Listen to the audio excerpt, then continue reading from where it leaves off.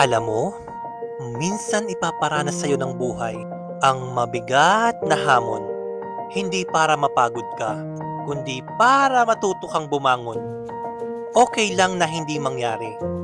Ang hindi okay ay yung hindi mo lang sinubukang gawin kahit alam mong kayang-kaya mo namang gawin. Alam mo, sa buhay ay hindi palaging masaya. Minsan, madaming problema.